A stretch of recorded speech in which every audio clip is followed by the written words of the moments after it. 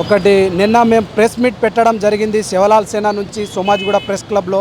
మరి ప్రెస్ క్లబ్లో మేము క్లియర్గా చెప్పినాం, ఏదైతే తెలంగాణ రాష్ట్రంలో ఈ లంబాడి బిడ్డలపై జరుగుతున్న ఏదైతే లగచర్ల మన రేవంత్ రెడ్డి గారి సొంత నియోజకవర్గం కొడంగల్, మరి అక్కడ ఏ విధంగా జరుగుతుంది, ఫార్మా పేరిట భూసేకరణలు చేస్తూ ఉన్నారు.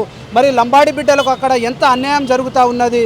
మరి వాళ్ళకు ఉన్నదే 1 ఎకరమో 2 ఎకరాల భూమి, దాన్ని కూడా ఫార్మా కంపెనీ పేరుతో వాళ్ళు లాక్కుంటే వాళ్ళు ఎలా బతకాలి అనే విధంగా మేము నిన్న ప్రెస్ మీట్ పెట్టడం జరిగింది. నిన్న క్లియర్గా చెప్పినాం ఏమని, మేము చలో గాంధీ భవన్ అని మేము ప్రకటించినాం. ఏదైతే రాష్ట్ర ఇన్ఛార్జ్ ఉన్నారో మేడం గారు, అదేవిధంగా రాష్ట్ర పిసిసి అధ్యక్షులు మహేష్ కుమార్ గౌడ్ గారిని మేము వినతి పత్రం ఇద్దామనేసి శివలాల్ సేన నుంచి మేము రాష్ట్ర కమిటీగా పిలుపు ఇవ్వడం జరిగింది.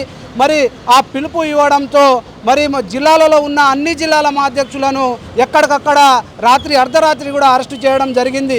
మేము ఇక్కడ కొంతమంది చేరుకున్నా కూడా ఇక్కడ కూడా పోలీస్ బలగాలతో మమ్మల్ని ఆపడం జరిగింది. మరి ఏదైతే మహబూబాద్ ఎంపీ బలరాం నాయక్ గారు మరి లోపల రండి వినతి పత్రం ఇవ్వండి అని చెప్పడం జరిగింది. మరి ఆయన దగ్గర కూడా మేము పోయి వినతి పత్రం ఇవ్వడం జరిగింది. మరి వాళ్ళు ఏమంటా ఉన్నారంటే, అక్కడ నిజంగా లంబాడి బిడ్డల భూములు అంతా లేవు, అరెస్ట్ అయిన దాంట్లో కూడా ఒక్కళ్ళు లేరనేసి చెప్తా ఉన్నారు. మరి అది ఫార్మా కంపెనీ కాదు, అక్కడ ఉన్న స్కూల్స్ కానీ మంచి ఇండస్ట్రీస్ కానీ పెట్టాలని చూస్తున్నారు. కానీ ఫార్మా కంపెనీ అనేది బీఆర్ఎస్ పార్టీ అది ఒక కుట్ర కోణంగా చెప్తుందని వీళ్ళు చెప్తా ఉన్నారు. దాన్ని మేము ఎవరో పార్టీ మమ్మల్ని ఇది చేస్తే మేము చేసేటోళ్ళం కాదు. నా జాతి బిడ్డలకు అన్యాయం జరుగుతుంది కాబట్టి జాతి బిడ్డలకు న్యాయం జరగాలని మేము చేస్తూ ఉన్నాం. ఏదైతే ఇదే తెలంగాణ రాష్ట్రంలో మా లంబాడి జాతి బిడ్డలు దాదాపుగా 60 నుంచి 70 లక్షల మంది ఉన్నాం. మా ఓట్లతోనే కదా ఈరోజు ముఖ్యమంత్రి అయినావు. మరి ఆ రోజు శివలాల్ మహారాజ్ జయంతి అప్పుడు ఇదే రేవంత్ రెడ్డి గారు మరి చెప్పారు, మరి ఇదే ఎందుకంటే ఈ లంబాడి బిడ్డల ఓట్లతోనే నేను ముఖ్యమంత్రి అయినా అని క్లియర్గా చెప్పడం జరిగింది. మరి ఏదైతే కొడంగల్లో మీరు ఎమ్మెల్యేగా నిలబడ్డారు, అక్కడ 30,000 పైచిలకు ఇదే లంబాడి బిడ్డల ఓట్లు ఉన్నాయి.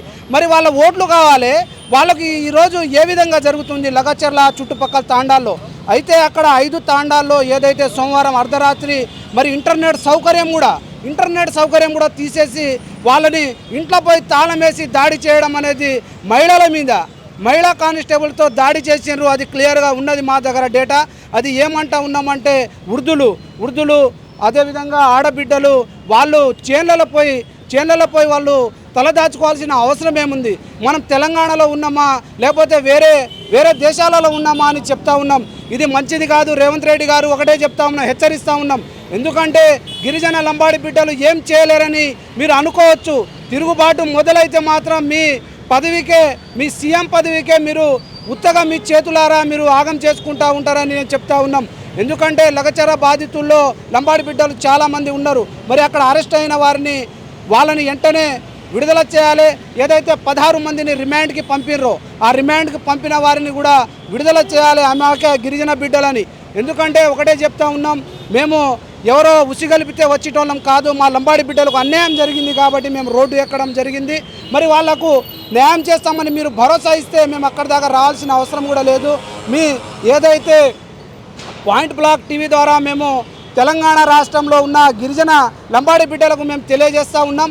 ఒకటే చెప్తా ఉన్నాం, ఈరోజు ప్రెస్ మీట్ పెడతామని చెప్పిర్రు. మరి ఆ ప్రెస్ మీట్లో ఏ విధంగా లంబాడి బిడ్డలకు భరోసా ఇస్తారనేసి మేము చెప్తా ఉన్నాం.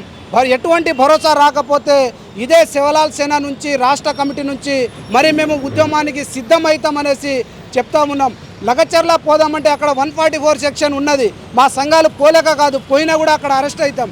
ఎందుకంటే గాంధీ భవన్లో ఇక్కడ నుంచి ప్రజాపాలన జరుగుతుంది కాబట్టి వాళ్ళకి ఇవ్వడం జరిగింది. ఎందుకంటే రేవంత్ రెడ్డి గారు ప్రజాపాలన అని చెప్తున్నారు, కానీ మరి ఇది గుండాల రాజ్యంలాగా నడుస్తూ ఉన్నది. మరి రాష్ట్రాన్ని రావణ కాష్టంగా చేస్తే మాత్రం ఇదే గిరిజన లంబాడి బిడ్డలుగా మేము ఊరుకునే ప్రసక్తి లేదని చెప్తా ఉన్నాం.